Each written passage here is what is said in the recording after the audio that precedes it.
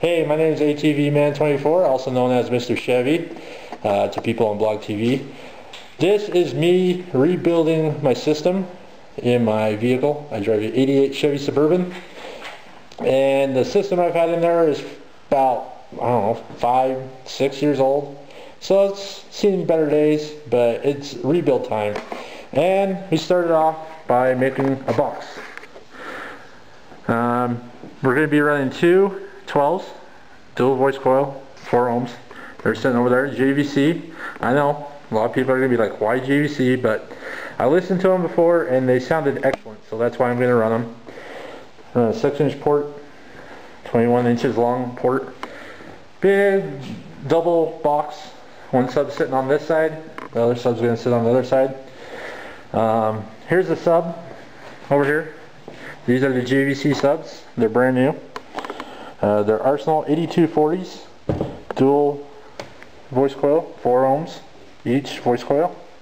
And I'm going to actually show you a little bit later how you get two of these subs, the other one's sitting over there, how you get two of them down to 1 ohm load.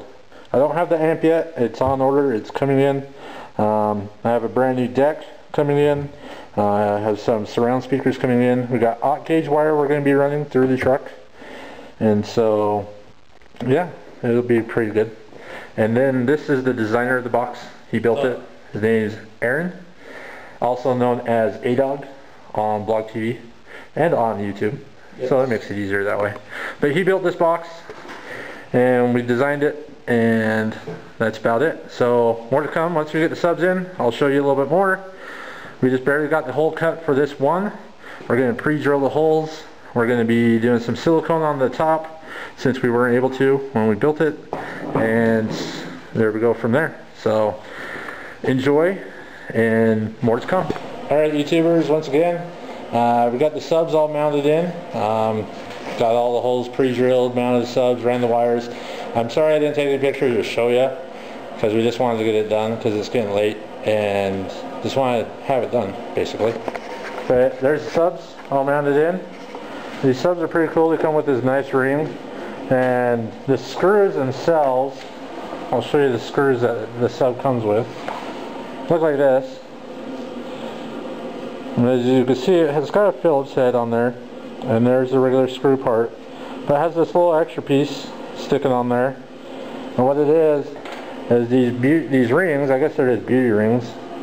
They kind of help to, like if you had a seat that came up against it, bumps out past the sub so it won't hit the surround, which is kind of nice. But there's this kind of snap onto those little pieces there, and they hold on really tight. They're actually really tight on there. I can't pull them off. But there you go. There's the subs with the rings on and everything, all mounted in the box. There's the final look at the box. There's the ports. They're only 6 inches, but they work.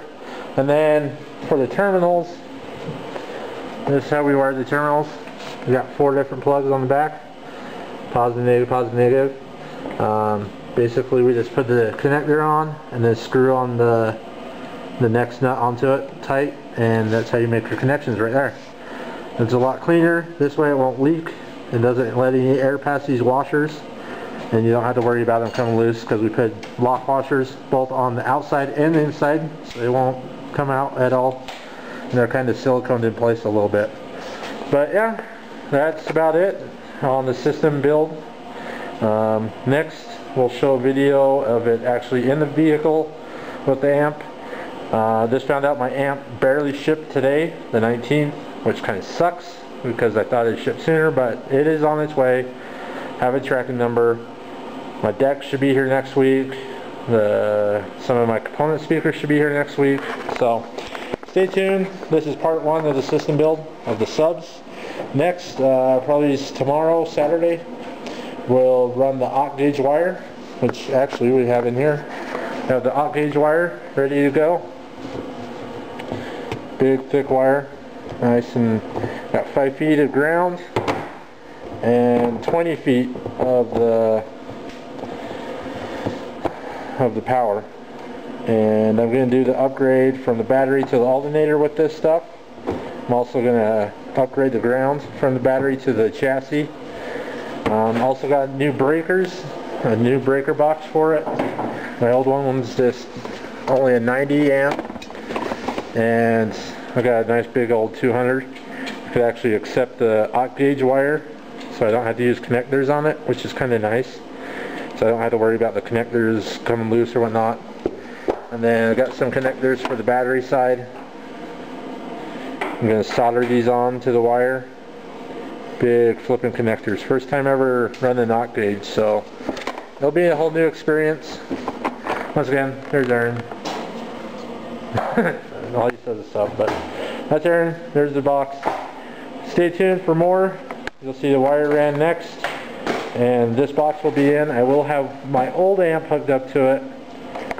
I know I'll be underpowering the subs a little bit with my old amp because my old amp's only a 900 watt. The new one I'm getting is a 3000 watt. But my old amp's 1 ohm stable, so I'll be able to push the full 900. So, what can you do? But anyway, there you go. And stay tuned for part 2.